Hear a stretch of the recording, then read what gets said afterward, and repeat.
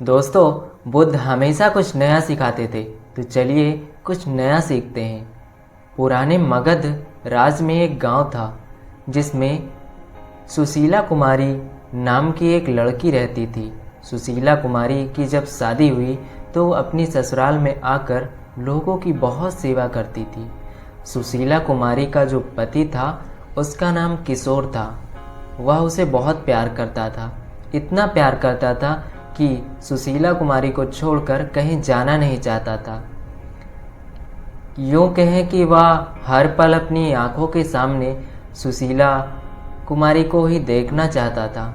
सुशीला कुमारी को यह बात बहुत अच्छी लगती थी कि उसका पति उससे बहुत प्यार करता है। धीरे धीरे समय बीतता गया। सब कुछ तो थोड़े दिनों के लिए बहुत ही अच्छा चल रहा था। किशोर का सुशीला के प्रति झुकाव बढ़ता ही जा रहा था। उसका अपनी माँ के प्रति झुकाव कम होता जा रहा था। जब उसकी शादी नहीं हुई थी तो अपनी माँ का बहुत ख्याल रखता था। किशोर की माँ को यह सब आभास होने लगा कि उसका बेटा सुशीला की तरफ ज़्यादा झुक रहा है, अर्थात हर पल वह सुशीला के बारे में ही सोचता था। किशोर की माँ भी बहुत ही समझदार थी। भले ही किशोर का अपनी माँ के प्रति झुकाव कम होता जा रहा था और अपनी पत्नी के प्रति झुकाव बढ़ता ही जा रहा था, लेकिन किशोर की माँ यह सोचकर बहुत ही खुश हो जाती थी कि चलो कम से कम हुआ तो अपनी पत्नी का तो ध्यान रख ही रहा है। दोस्तों, इसीलिए कहते हैं माँ तो माँ होती है, उसका दर्जा कोई नहीं ले सकता। कितनी भी मुसीबत क्यों ना आ जाए, लेकिन माँ हमेशा अपने बच्चों का भला ही चाहती है। खुद भूखी रह जाएगी लेकिन उसके बच्चे भूखे ना रहें। जब कभी प्राकृतिक आपदा आ जाती थी, फसलों की पैदावार अच्छी नहीं होती थी, रात को किशोर की माँ सबको खाना परोस देती, लेकिन उसके लिए खाना नहीं बचता था तो वह भूखे पेट ही सो जाया करती थी। वह यह बात किसी को नहीं बताती थी क्योंकि माँ आखिर माँ होती है। दोस्तों, अगर आपने अभी तक हमारे चैनल को सब्सक्राइब नहीं किया है तो सब्सक्राइब कर दें। दोस्तों, बचपन में तो किशोर की माँ अपने बच्चे को किशोर को गोद में बिठाकर दूध पिलाती थी और उसे खाना भी खिलाती थी। किशोर जब धीरे धीरे बड़ा हो गया और अब तो उसकी शादी भी हो गई तो वह यह सब भूल गया। अब तो उसके मन में बस एक ही इच्छा रहती थी कि सुशीला अर्थात उसकी पत्नी उसे छोड़कर कहीं ना जाए, उसकी आंखों से कहीं ओझल ना हो जाए। जब भी सुशीला कोई काम करने जाती तो वह भी उसके पीछे पीछे हो लेता। सुशीला कोई भी काम करती, कहीं भी जाती, किशोर उसके पीछे पीछे ही भागता चला जाता था। सुशीला को किसी भी चीज़ की ज़रूरत होती तो अपने पति से कह देती थी तो उसका पति उस चीज़ को तुरंत लाकर उसे दे देता था। उसका पति उसकी हर एक इच्छा की पूर्ति करता था। अपनी पत्नी को ख्याल रखने में किशोर कोई कमी नहीं छोड़ता था। पत्नी कहीं जाती तो वह भी उसके पीछे पीछे ही जाता, क्योंकि वह उसे अपनी आंखों से ओझल नहीं होने देना चाहता था। उसकी पत्नी खेतों में काम करने के लिए अगर बाहर भी जाती तो किशोर को यह बर्दाश्त नहीं हो पाता, वह भी उसके पीछे पीछे जाता। कुछ समय के लिए भी वह अपनी पत्नी को अकेला नहीं छोड़ना चाहता था। धीरे धीरे समय बीतने लगा। उसकी पत्नी यह आदत सुशीला को बुरी लगने लगी। सुशीला कुछ देर अकेले में समय बिताना चाहती थी, लेकिन उसका पति उसे अकेले में कभी नहीं छोड़ता था। सुशीला जब भी सोचती चलो थोड़ा समय खुद के साथ अकेले में बिता लें तो उसका पति वहां पहुंच जाता था। सुशीला अगर पास पड़ोस की औरत से बात भी करती तो उसका पति वहां पहुंच जाता था। यह बात सुशीला को अच्छी नहीं लगती थी। शादी हुए कुछ ही दिन बीते थे, इसीलिए सुशीला कुछ कहना नहीं चाहती थी, लेकिन समय के साथ साथ यह चीज़ें और भी ज़्यादा बढ़ती गई।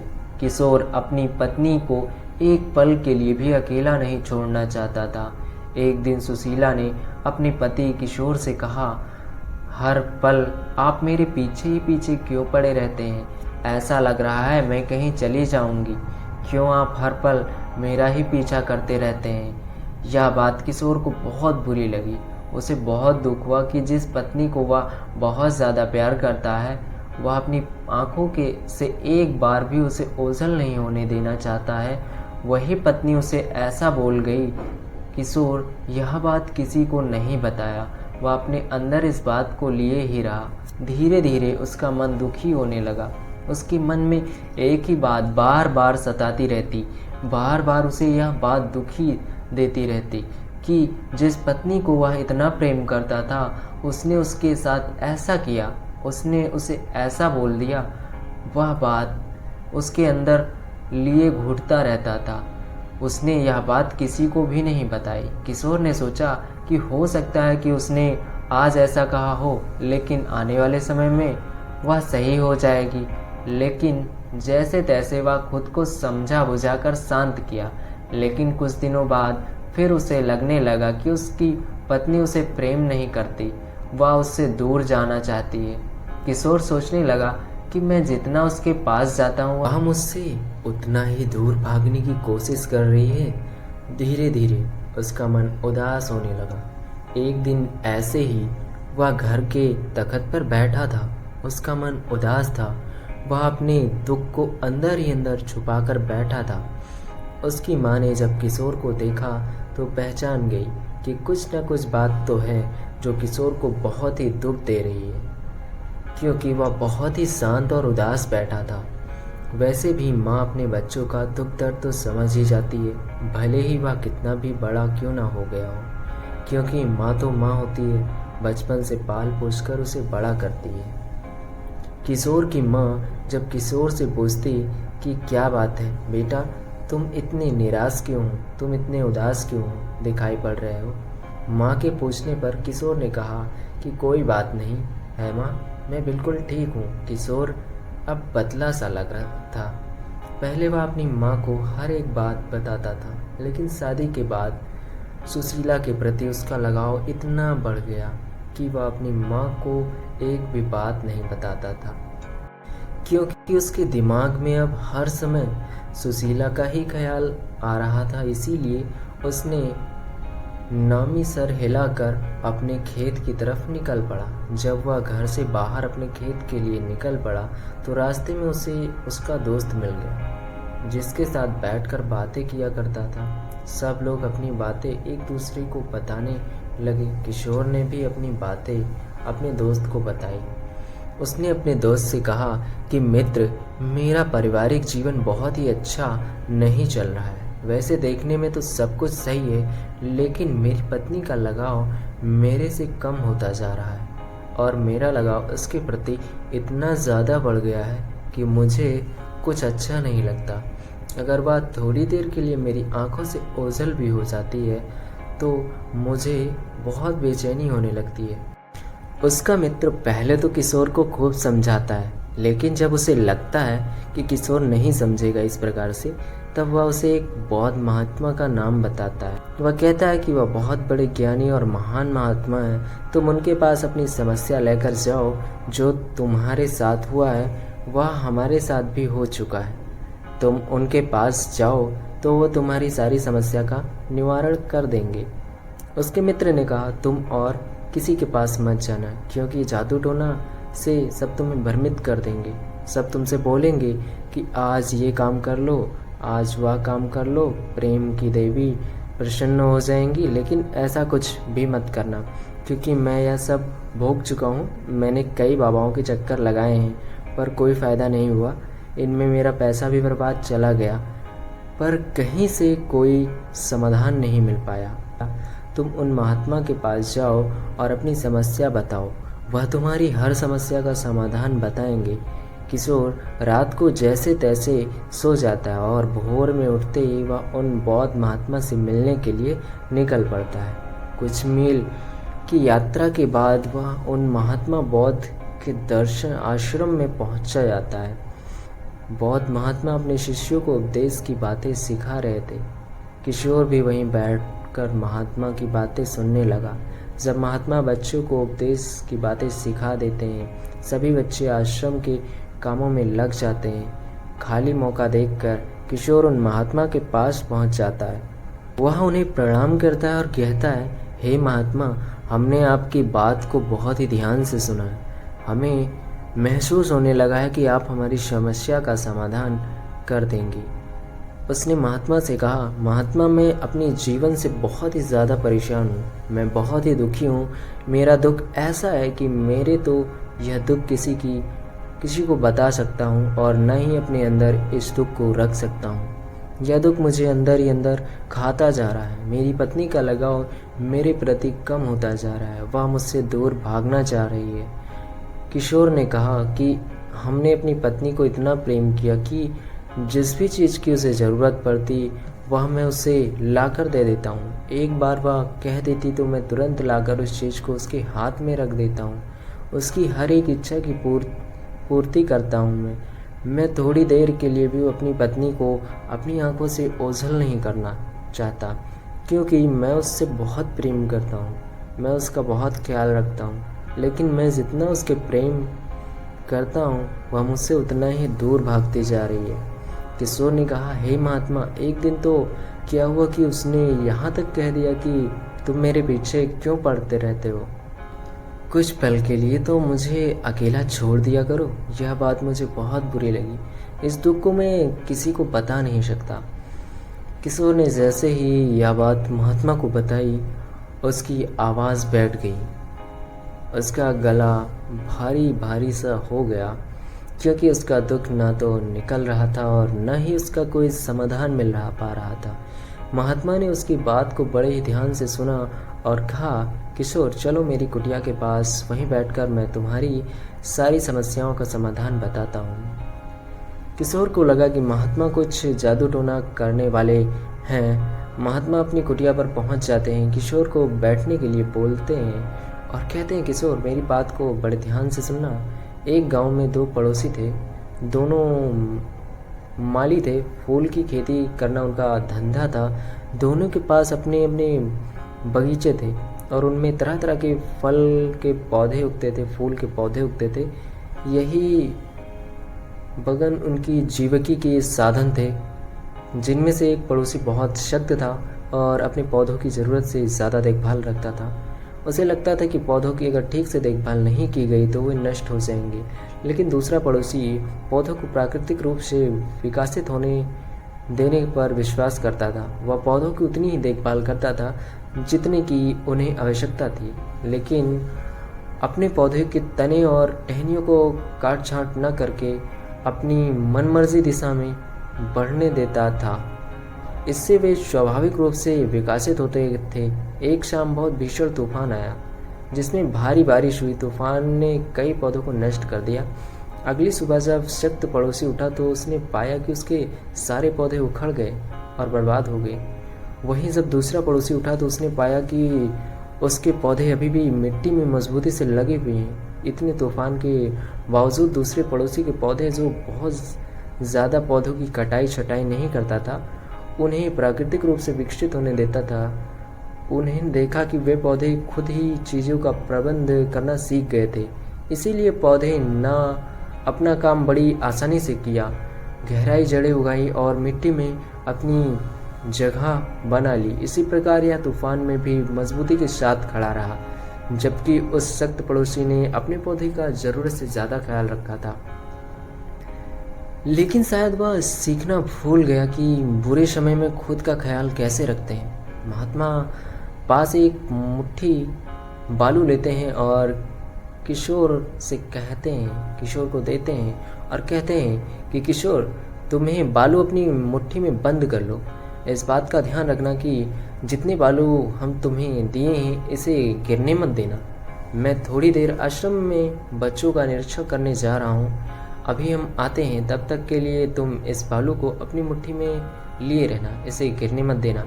किशोर को लगा कि इसे तो हम कर सकते हैं। तो महात्मा एक मुट्ठी बालू किशोर के हाथों में दे देते हैं। किशोर बालू को अपनी मुट्ठी में ले लेता है। जैसे ही किशोर ने अपनी मुट्ठी बंद की तो उसकी मुट्ठी से कुछ बालू गिरने लगी। तभी उसे ध्यान आया कि गुरु ने बोला था कि बालू को गिरने मत देना। वह अपनी मुट्ठी को कसने लगा। धीरे धीरे बालू और ज़्यादा गिरने लगी। उसकी मुट्ठी में से वह जितना ज़्यादा मुट्ठी को कसता जाता, बालू उसकी मुट्ठी से उतना ज़्यादा फैलती जाती, गिरती जाती। धीरे धीरे देखते देखते उसके हाथों से सारी बालू निकल गई। कुछ ही बालू उसकी मुट्ठी में बची थी। उसे लगा कि यह क्या हो रहा है। गुरु ने बोला था कि इस बालू को अपनी मुट्ठी से गिरने मत देना, लेकिन मैं जितना इसे पकड़ रहा हूँ वह उतना ही ज़्यादा फिसलता जा रहा है। थोड़ी देर बाद गुरु आते हैं और किशोर से पूछते हैं कि किशोर, जितना बालू मैंने तुमको दिया था अब तुम मुझे दे दो। वह हड़बड़ा गया। उसने महात्मा से माफ़ी मांगी। किशोर ने कहा, हे महात्मा, यह बालू तो सारी मेरी मुट्ठी से गिर गई। इस बालू को मैं जितना पकड़ रहा था वह उतना ही ज़्यादा फिसलती जा रही थी और वह उतनी ही जल्दी खाली हो गई मेरी मुट्ठी से। तो महात्मा मुस्कुराने लगे और कहते हैं, किशोर, तुम कुछ समझ पाए? किशोर को भी कुछ आभास होने लगा था। गुरु कहते हैं कि किशोर, कभी कभी जिन चीज़ों को जितना ही ज़्यादा मजबूती के साथ पकड़ा जाता है वो उतना ही ज़्यादा हमसे दूर भागने की कोशिश करने लग जाती है। रिश्ते बालू की ही तरह होते हैं। अगर तुम उन्हें जितना ज़्यादा कसकर पकड़ लोगे वह तुमसे उतने ही ज़्यादा दूर भागते जाएंगे। इसीलिए रिश्तों को डोर थोड़ी ढीली रखना। तुम्हें यही गलती की है जिसकी वजह से तुम आज दुख भोग रहे हो। तुमने अपनी पत्नी को कभी भी एक पल के लिए भी अपनी आँख से दूर नहीं होने दिया, जिसकी वजह से तुम से ऊब गई। तुमने उसे एक पल भी अकेले के समय नहीं बिताने दिया। हर पल तुम उसके पीछे ही भागते रहते हो, जिसकी वजह से वह तुमसे दूर जाने लगी। महात्मा कहते हैं कि जो व्यक्ति किसी रिश्ते को जितनी मजबूती के साथ पकड़ने की कोशिश करेगा उसके हाथ से वह रिश्ता उतनी ही ज़्यादा फिसलता जाएगा। इसीलिए रिश्ते की डोर और थोड़ी ढीली रखना। महात्मा ने कहा कि आजकल यही हो रहा है कि अगर तुम अपने बच्चों को बहुत ज़्यादा बांध कर रखोगे, उसे आज़ादी नहीं दोगे, तो तुम्हें उसने उतने ही दूर भागते जाएंगे। हर एक माता पिता अपने बच्चों के साथ यही गलती कर बैठता है। वो अपने बच्चों को आज़ादी ही नहीं देता तो उनका दिमाग कैसे विकसित होगा। वह तो हर पल अपने माता पिता से दूर भागने की कोशिश करेगा। इसीलिए किसी भी रिश्ते को आज़ादी दो। अगर वह तुम्हारा है तो तुम्हारे पास ही रहेगा, अगर तुम्हारा नहीं है तो तुम से दूर भाग जाएगा। इससे तुम्हारा कोई नहीं घाटा है, क्योंकि जो तुम्हारा है लाखों मील की यात्रा के बाद भी तुम्हारे पास आ जाएगा, लेकिन जो तुम्हारा नहीं है पास रहकर भी तुमसे दूर हो जाएगा। बहुत से लोग यही गलती कर देते हैं। वह ज़रूरत से ज़्यादा किसी का ख्याल रखने लगते हैं तो सामने वाले को भी लगता है कि इंसान तो हमारे पीछे ही पड़ा है। आप कितना भी उसकी फिक्र करो वह आपकी कीमत को कभी नहीं समझेगा, क्योंकि उसकी आज़ादी छिन रही है। उसे लग रहा है कि आप उसे बांध रखे हैं, और जब रिश्ते बंधे हुए लगने लगते हैं तो उसमें से एक भागने की कोशिश करता है। तुम जितना ज़्यादा उसे बांधने की कोशिश करोगे वह तुमसे उतना ही ज़्यादा दूर भागता जाएगा। ठीक उसी बालू की तरह तुमने उस बालू को जितना मजबूती के साथ अपनी मुट्ठी में पकड़ने का प्रयास किया वह तुम्हारी मुट्ठी से उतना ही ज़्यादा फिसलता गया, और देखते ही देखते सारी बालू तुम्हारी मुट्ठी से निकल गई। तो वह कभी जल्दी फिसलती नहीं। अगर तुम उस बालू को हल्की मुट्ठी से पकड़ते रहते तो वह कभी फिसलती नहीं, और अगर फिसलती भी तो इतना नहीं फिसलती कि पूरी मुट्ठी खाली हो जाए। तुमने उन दोनों माली की कहानी को तो सुना ही होगा जो मैंने अभी थोड़ी देर पहले तुम्हें सुनाया। उनमें एक माली अपने पेड़ों की बहुत ज़्यादा सेवा करने लगा। उसकी वजह से पेड़ों की कटाई छटाई ज़्यादा करने लगा, और तूफान आया तो उसका पेड़ उखड़ गया, क्योंकि वह ज़मीन में अपनी मजबूती नहीं बना पाया। वैसे दूसरी माली ने जो पेड़ को कम कटाई छटाई की उसे प्राकृतिक रूप से विकसित होने दिया, जिससे पौधों की जड़ें ज़मीन में बहुत ज़्यादा मजबूती के साथ पकड़ ली और अंदर तक चली गई, जिससे कि तूफान आने से उसका पेड़ नहीं उखड़ा। किशोर, ठीक उसी प्रकार ये रिश्ते होते हैं। उन्हें तुम जितना मजबूती से पकड़ने का प्रयास करोगे वह तुमसे उतना ही ज़्यादा फिसलते जाएंगे। इसीलिए हर एक रिश्ते को मुक्त रखो, उसे पूरी आज़ादी दे दो। अगर तुम्हारे हैं तो तुम्हारे पास ही रहेंगे। ज़रूरत से ज़्यादा तुम किसी का ख्याल रखोगे तो वे आज नहीं कल तुमसे दूर भी भाग जाएंगे।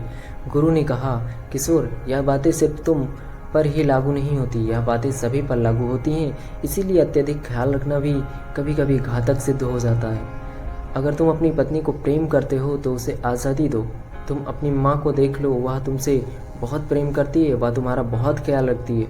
और तुम्हारा अपनी पत्नी के प्रति इतना झुकाव हो गया कि तुम अपनी माँ को ही भूल गए, लेकिन फिर भी तुम्हारी माँ तुमसे एक बार भी नहीं बोली। जब तुम्हें दुख हो सकता है तो क्या तुम्हारी माता को नहीं हो सकता? आखिर उन्हें भी तो लगा होगा कि मेरा बेटा अब मेरे से बात कम करता है, पत्नी के प्रति उसका झुकाव ज़्यादा हो गया है। लेकिन वह तुमसे पूरी आज़ादी दी। तुम सुधर जाओ, खुश हो जाओ, तुम अपनी माँ से सीखो। महात्मा कहते हैं कि किशोर, आज से ही तुम अपनी पत्नी को पूरी आज़ादी दो। महात्मा ने कहा, जो अपने रिश्ते को पूरी आज़ादी देता है उसका रिश्ता मजबूती के साथ टिका रहता है। रिश्तों की कहानी बड़ी उल्टी होती है। तुम ढीला रखोगे तो उसकी डोर मजबूत रहेगी, अगर तुम उन्हें बहुत कस के पकड़ोगे तो डोर टूट जाएगी। इसीलिए आज से ही तुम अपनी पत्नी को पूरी आज़ादी दे दो। वह जहाँ जा रही है उसे जाने दो, वह जो भी काम कर रही है उसे करने दो। तुम हमेशा उसके पीछे मत भागो। जब उसे एहसास हो जाएगा कि उसका पति भी, तो वो खुद तुम्हारे पास आएगी। लेकिन तुम उसे अपने पुत्री होने का एहसास ही नहीं होने देना चाहते हो। उसके दिमाग में एक पल के लिए भी तुम यह ख्याल नहीं आने देते कि उसका पति कैसा होगा, किस हालत में होगा। उसे एहसास होने दो। जब उसे एहसास हो जाएगा तो वह खुद तुम्हारे पास आएगी और तुमको वह बहुत प्रेम करेगी। इसीलिए आज से तुम अपने रिश्ते को ढीला करो, रिश्ते की डोर को ढीला करो, अपने रिश्ते को पूरी आज़ादी दे दो। महात्मा कहते हैं कि किशोर, फिर तुम मेरी इन बातों को समझ ही गए होगे तो तुम पारिवारिक जीवन में कभी दुखी नहीं रहोगे, अगर मेरी बातों को अपनाओगे तो। महात्मा कहते हैं कि अब मेरा यहाँ से जाने का वक्त हो गया है। मेरे शिष्य मेरा इंतज़ार कर रहे होंगे, मुझे उन्हें ज्ञान की शिक्षा देनी है। किशोर महात्मा को प्रणाम करके और अपने घर को वापस चला जाता है। उसको वह सब बातें याद थी जो महात्मा ने उसे सिखाई थी। धीरे धीरे वह उन बातों को अपने जीवन में उतारने लगा और उन पर अमल भी करने लगा। धीरे धीरे उसकी ज़िंदगी में परिवर्तन दिखने लगा। अब वह पत्नी अर्थात सुशीला उससे प्रेम भी करने लगी थी। वह अपने पति का ध्यान रखने लगी थी। वह प्रतिदिन गुरु का मन ही मन बहुत ध्यान करता और व्यक्त करता। दोस्तों, उम्मीद करता हूँ आज की वीडियो से आपको बहुत कुछ सीखने को मिला होगा। और अगर आपको वीडियो अच्छी लगी है तो इस चैनल को सब्सक्राइब करना मत भूलिएगा।